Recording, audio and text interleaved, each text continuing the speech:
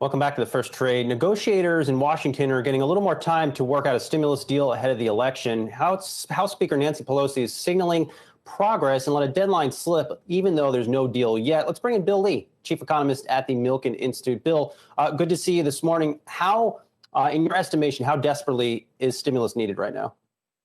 Well, as far as the general economy is concerned, it's doing quite well. The rebound is in play. Trouble is, it's not even. A lot of people are suffering, especially in the leisure, hospitality, and transportation industry. There's a lot of people who are suffering, and they need to get that relief. So the thing that we need is a targeted fiscal package. And I think the debate right now is about how targeted really means. Bill, do you think we're headed towards a double dip recession?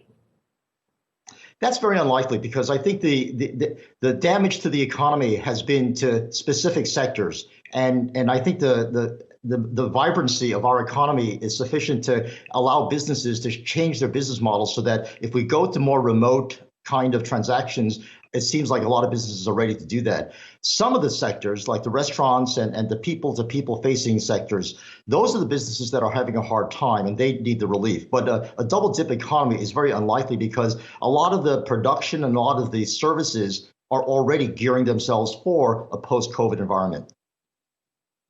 Bill, should the next stimulus package be very targeted? And if so, who are you targeting? There are so many different industries out there desperately in need of help. We talk to them all the time, the restaurant industry, the airline industry, frontline workers, you name it. So how do you even begin to target something like this?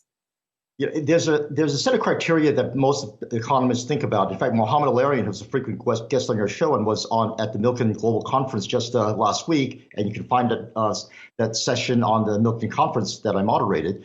He said that a good fiscal package should provide immediate relief to those who are in distress, the people who are unemployed, the businesses that are about to go out of business. It should provide a level of certainty so that people don't have the gnawing pain and agony that there's an uncertain future ahead of them. It should also incentivize businesses to shift their production models so that they adapt to the new environment. And finally, it really has to be one where the economic goals are coordinated with the health policies. We haven't seen a fiscal package do all that. It seems as though health policy is set to let's just minimize the number of occurrences of COVID cases, and economic policy is let's just toss money out there. The Fed and the fiscal authorities are guilty of tossing money out there without directing it properly to satisfy the criteria of providing direct relief to the unemployed waiters and waitresses, to provide the restaurants with the incentives to say, hey, let's try to do some more takeouts. Let's try to have ghost kitchens set up. Let's specialize in certain types of deliveries that people can enjoy at home. So doing that kind of reshifting of the economy is something that hasn't been thought about sufficiently, and that's where the failure of monetary fiscal policy really sits. Bill, another $1,200 check being mailed out to U.S. households, how impactful would that be? If it went to an unemployed person, someone who just can barely make the rent, that would be phenomenally impactful and important. If it goes to Mike Milken or billionaires, that would be a total waste. And I think that's where we really need to have a more targeted distribution system where people there are criteria, income criteria and unemployment criteria for the recipients of the aid. And by the way, that hasn't been discussed at all in Congress. It seems as though they're just interested in shoveling money out the door. Right. I mean, we've talked here about, the fact that businesses are not going to be able to get back to anything truly sustainable until we get the virus under control. So what is the government's role at this point? Is it just to continually dig deeper into their pockets to basically gift people money, these bridge grants, if you will, until we're back on our feet?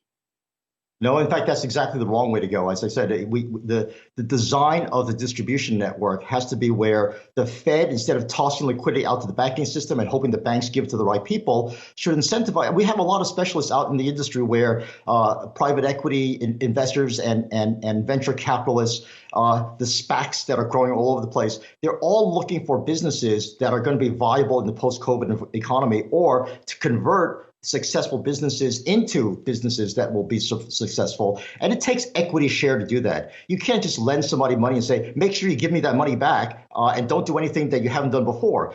You need experimentation and you need the possibility of failure. And that really is a role for equity finance. Letting banks do that kind of liquidity distribution is exactly the wrong way to go. So we should change the regulatory system to allow more of the venture capitalists and equity financing to allow businesses to propose new business ideas that will thrive in the post-COVID environment. Same thing with fiscal policy. We need checks to go to people who are unemployed, cannot make the rent, but it cannot go to people who are just going to put it in the bank because they already have a steady paycheck, like a lot of our congressional workers and a lot of the people in government.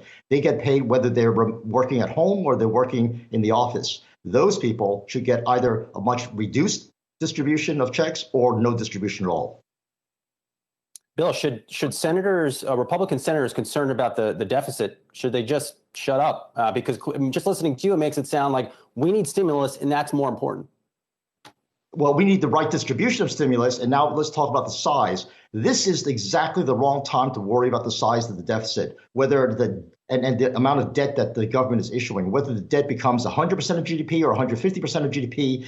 This is a one-time blip. Once the virus is under control, it's unlikely that the government is going to be spending the same amount unless the government makes the mistake of putting money into entitlement programs or expanding entitlements that will permanently raise the deficit. That, again, comes back to my point of the composition of spending is vitally important.